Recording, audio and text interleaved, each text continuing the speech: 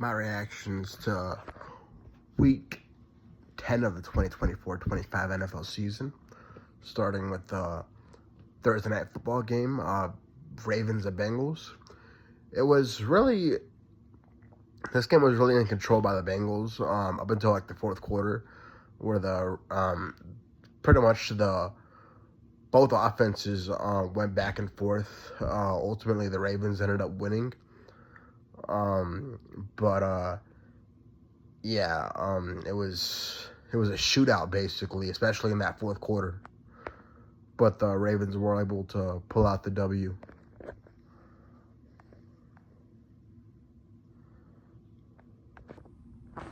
Giants Panthers Germany game. This game for Germany is revenge for everything that happened in the past. But yeah, as you could tell, it was a real shit show. The Giants ended up losing to the freaking Panthers. Panthers, believe it or not, are on a 2-game winning streak. But yeah, they beat the Giants, which for the Giants is, I guess, is good because they get a better draft pick. They potentially get the draft either Shedeur Sanders, Cam Ward, or Quinn Ewers. For the Panthers, a great win, back-to-back W's. And Bryce Young's been looking pretty good the last 2 weeks. Steelers at Commanders. For the Commanders, Jaden Daniels continues to show why he's why he was in the MVP conversation and still arguably is. But just a great win for the Steelers, and as they're able to go on the road in Washington and knock off the Commanders. Russell Wilson has been on a heater recently, ever since the Jets game, basically, which is when he made his debut. But Steelers look like legit contenders, but the Commanders do look like legit contenders. They just ultimately lost to the Steelers. That doesn't make them a bad team. It just means that they just didn't. They ultimately just weren't the team with the most points at the end of the day. Bills at Colts. Joe Flacco reverted back to the way he played in Cleveland or in the playoffs with the Browns against the Texans. He looks like absolute garbage. And for the Bills, this wasn't their best game. They played pretty sloppily, but they were able to come out with the W, which is all that matters. And they have a big game against the Chiefs this upcoming Sunday, so we'll see what happens. Vikings at Jaguars. Despite Sam Darnold throwing 3 interceptions, the Vikings still won. You can make the argument that if the Jaguars had a healthy Trevor Lawrence, health, which is something that I'm not in the position right now, but I'm still pushing through. But as far as the Jaguars goes, Mac Jones, he was ruined at New England by Bill Belichick and Matt Patricia and Joe Judge. And yeah, he just didn't play well at all. And the offense was very stagnant. Like I said before, you could make an argument that if they had a healthy Trevor Lawrence, they would have won this game. But yeah, the Vikings, we'll see how they do the rest of the season. But they were able to escape with the W, in spite of Sam Darnold playing like garbage and throwing 3 interceptions. Patriots at Bears. The Bears are falling apart at the seams. They just fired their offensive coordinator, Shane Waldron, who you can make the argument that He should never have been hired in the first place. But for the Patriots, it's just a great win for them. They just pretty much they beat the Bears like 19-3 or something like that. So it was a convincing win. But yeah, just like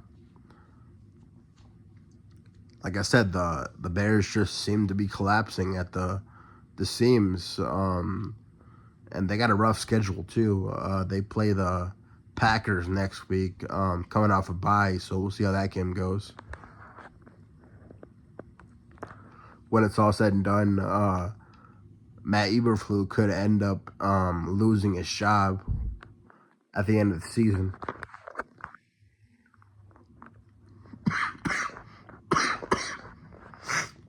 Broncos at Chiefs.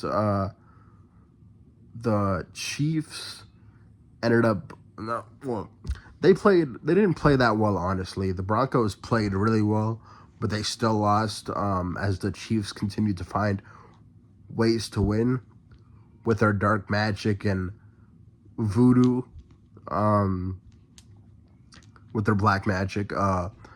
They ended up blocking a field goal, pretty much a chip shot, right? Yeah, chip shot from the Broncos kicker, which ultimately ended up getting the W for the Chiefs because the Broncos were able to get the ball into the 30-yard line for field goal range, and ultimately the Chiefs just ended up pulling off some black magic voodoo shit and ended up blocking the field goal. But yeah, the Chiefs are still undefeated, and the Broncos just a heartbreaking loss. Falcons at Saints. This was a horrible game for the Falcons. The Saints, after losing to the Panthers last week, were able to get a bounce back win. Marquez Valdes-Scantling was the MVP of the game. And overall, just a great win for the Saints. For the Falcons, yeah, it's just bad loss for them. But ultimately, they're in control of their own destiny because the next team in the division, the Buccaneers, 49ers, the Buccaneers, Baker Mayfield is balling out. He's trying his best to win games, but he can't get it all done by himself. I mean, Mike Evans and Chris Godwin are still out. Chris Godwin's probably out for the rest of the year. Mike Evans is probably going to be back, but he's not back yet. And yeah, Baker Mayfield is trying his best, but ultimately there's not much he can really do. But for the Niners, this wasn't their best game. I mean, their kicker missed like 3 field goals. He did end up kicking the game-winning field goal, but before then he was like 0 for 3. Deebo Samuel got in the kicker's face, and the long snapper tried to defend him, but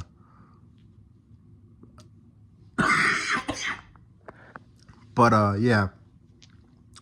Even though the Niners, I mean, Brock Purdy played pretty well. The Niners overall played pretty sloppily, though. But that was mainly the kicker. But they were still able to get out with the W.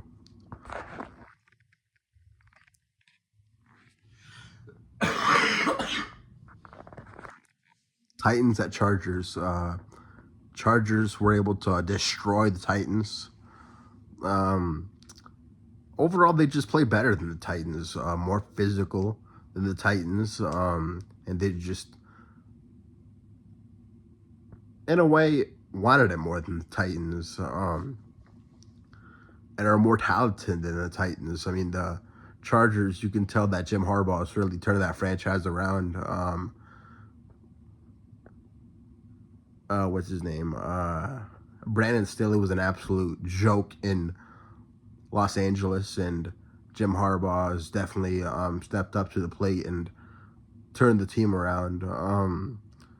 May not have the same talent on offense that they did before in the past, but they're still talented as heck. And Justin Herbert's arguably having an MVP. I mean, in my opinion, he's having an MVP caliber season. But yeah, great win for the Chargers. For the Titans, they're the Titans. They completely suck. But yeah, moving on. Jets Cardinals. After coming off a big W against the Texans the week before, where they played like crap in the first half and the second half, played to their potential. The Jets just fell apart against the Cardinals. This was the easiest win for the Cardinals. Well, one of the easiest wins aside from, well, next to the game they played against the Rams earlier in the season. But yeah, just a great win for the Cardinals. They just demolished the Jets, and offensively, the Jets just didn't get anything going. Their offensive line sucks, and yeah, they just, despite all the talent that the Jets have, they're really underperforming. I don't know what it is. I mean, they fired their coach earlier in the season, but that seems to have done nothing for them. But yeah, the Cardinals.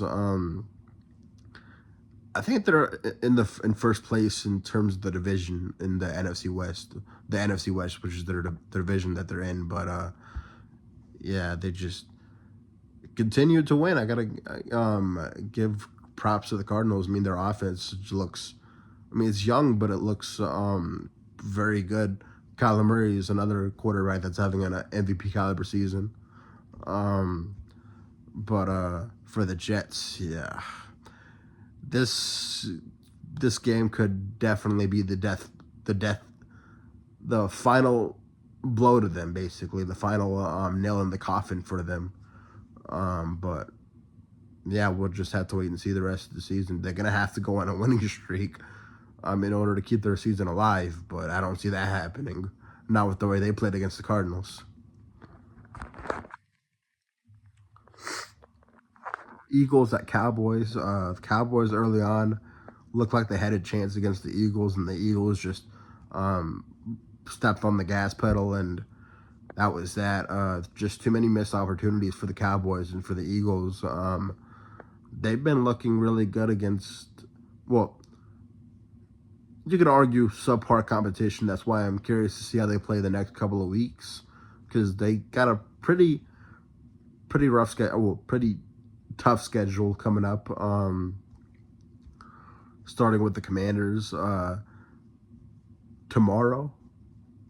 I'm making this video on a Wednesday, so we'll see how they play against the Commanders. But it was still a dominant win for the Eagles, and I mean, they look like they're back to being in the 2022 Eagles, but we'll just have to wait and see. Sunday Night Football, Lions at Texans. Despite Jared Goff throwing 5 interceptions and the team being down like 16 points in the third quarter, or by the end of the second half, I should say, the Lions were able to come back and win the game on pretty much a last second game-winning kick by Jake Bates, who's a Houston native. And yeah, the Lions are. I mean, anytime you were able to win a game where you throw 5 interceptions, it just a sign of how great you are. And ultimately, the Texans, C.J. Stroud, threw 2 interceptions, which definitely helped out the Lions. But the Lions, I mean, they're a gritty team. They're definitely gritty. They're definitely in the press conference, in Dan Campbell's first press conference ever as the Lions coach. He was talking about biting kneecaps, and they definitely showed that in this game. Not literally, but they definitely showed the resilience that they've been showing recently, but the last 2 years. But just overall a bad loss for the Texans. I mean, they had the game and they just let it slip away basically. And for the final game of the week, Dolphins or Rams, just after the Rams have played pretty well the last few weeks, were able to even get a lead in the division, or at least get back in the playoff race. The offense just stalled out pretty much the entire game, and we're only able to. I mean, you got to give credit to the Dolphins' defense too. I mean, they pretty much held the Rams to like 5 field goals, but the Dolphins were able to win the game. They looked pretty well the last few weeks, but they kept their season alive with the win against the Rams, and they play the Raiders next. So we'll see how they do the rest of the season, but they could definitely make a run at it right now, especially with the way their schedule is set up. But we'll just have to wait and see. Either way, it was an interesting week 10, and we'll see how week 11 is.